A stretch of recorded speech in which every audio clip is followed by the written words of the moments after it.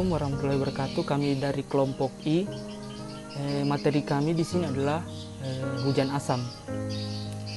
Mungkin teman-teman banyak bertanya-tanya, apa sih hujan asam itu? Jadi, untuk pertama-tama saya jelaskan dulu, hujan itu merupakan salah satu fenomena alam yang bisa kita temui. Hujan adalah alasan mengapa air tidak habis-habis, bahkan untuk memenuhi semua kebutuhan manusia di bumi. Hujan asam adalah salah satu hujan yang dapat kita jumpai di bumi. Hujan asam merupakan segala jenis hujan yang memiliki pH atau tingkat keasaman di bawah pH normal, yaitu 5,6 hingga 6. Di Indonesia sendiri, hujan memiliki pH rata-rata 6 dan hujan asam memiliki pH di bawah angka tersebut. Hal ini memiliki arti bahwa keasaman hujan ini disebabkan oleh kandungan gas karbon dioksida atau CO2 yang kadarnya tinggi. Karbon dioksida ini terdapat pada asap-asap atau gas-gas buangan lainnya yang sering kita jumpai di wilayah perkotaan. Hujan asam ini memiliki sifat yang tidak baik karena bisa merusak beberapa benda dan dampak hujan asam lainnya yang sangat merugikan. Karena itulah terjadinya hujan asam ini sangat perlu untuk ditanggulangi. Hujan asam adalah sebuah fenomena alam yang terjadi karena alam. Namun jika kita amati, maka terjadi hujan asam ini juga ada hubungan eratnya, bahkan disebabkan oleh beragam aktivitas manusia. Salah satunya adalah industri dan juga transportasi. Oleh karena itulah, maka terjadinya hujan asam ini juga bisa kita tanggulangi supaya tidak terlalu merugikan. B. Dampak hujan asam terhadap kehidupan manusia dan lingkungan. Sebenarnya, hujan asam ini tidak memberikan dampak negatif, akan tetapi hujan asam ini juga memiliki banyak kerugian daripada keuntungan, terutama bagi lingkungan. Sehingga hujan asam ini bisa mengganggu kehidupan yang ada di bumi. Ada beberapa dampak dari hujan asam. Yang pertama itu merusak ekosistem air. Dampak hujan asam yang paling parah adalah bisa merusak ekosistem air karena kandungan aluminiumnya. Semakin sering suatu daerah terkena hujan asam, maka semakin rusak pula ekosistem airnya. Lebih dari itu, kandungan asam pada hujan asam akan mempengaruhi kadar normal asam pada lingkungannya. Kedua adalah membuat besi mudah berkarat. Salah satu dampak dari hujan asam adalah membuat logam besi menjadi mudah berkarat. Hal ini karena kandungan yang ada di dalam hujan asam tersebut.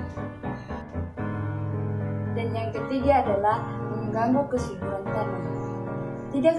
Tidak hanya mencemari atau merusak ekosistem air, hujan asam juga akan menyerap ke dalam tanah dan bisa menyebabkan tanah menjadi kurang subur sehingga akar tanaman menjadi sulit berkembang. Bahkan akan menjadikan tanaman yang sudah tumbuh lebih mudah tumbang hingga mematikan organisme kecil yang ada dalam tanah. Assalamualaikum warahmatullahi wabarakatuh. Perkenalkan, nama saya Ainur Rahmi, Stambuk A401-18291. Di sini saya akan menjelaskan cara penanggulangan hujan asam. Adapun cara penanggulangan terjadinya hujan asam, yaitu 1. Lebih banyak menggunakan bahan bakar yang rendah kandungan belerang. Salah satu hal yang dapat kita lakukan untuk menanggulangi terjadinya hujan asam adalah dengan menggunakan bahan bakar yang mengandung kandungan belerang rendah. Beberapa bahan bakar mempunyai kadar belerang yang berbeda-beda. Kita bisa mengganti bahan bakar kita dengan bahan bakar rendah belerang seperti etanol, hidrogen, dan metanol. Kedua, mengurangi emisi gas SO2 dan NOx. Kita bisa mencegah terjadinya pembakaran dengan mengurangi emisi gas SO2 dan NOx yang nantinya akan bisa menanggulangi terjadinya hujan asam. Salah satu teknologi yang bisa digunakan adalah lime injection in multiple burners. Ketiga, menerapkan 3R. Reuse, reduce, dan recycle. Reuse atau menggunakan kembali, reduce atau mengurangi, dan recycle atau mengolah kembali.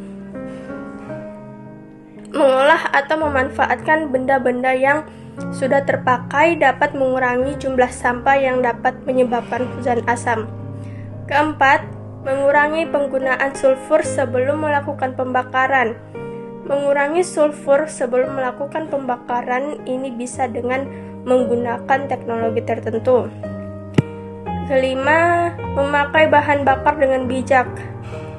Penggunaan bahan bakar secara berlebihan juga dapat memicu terjadinya hujan asam. Oleh karena itulah kita harus pandai-pandai dalam memakai bahan bakar yang tidak boleh berlebihan.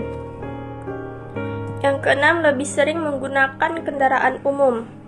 Lebih sering menggunakan kendaraan umum ketika bepergian akan mengurangi penggunaan bahan bakar sehingga secara cepat maupun lambat akan dapat mengurangi resiko terjadinya hujan asam.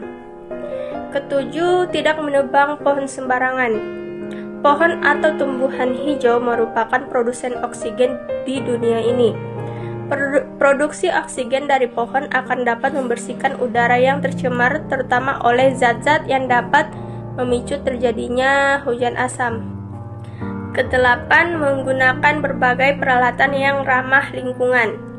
Keberadaan berbagai benda yang ramah lingkungan sangat penting karena akan meminimalkan produksi zat-zat yang merugikan bagi lingkungan, khususnya yang dapat menyebabkan hujan asam.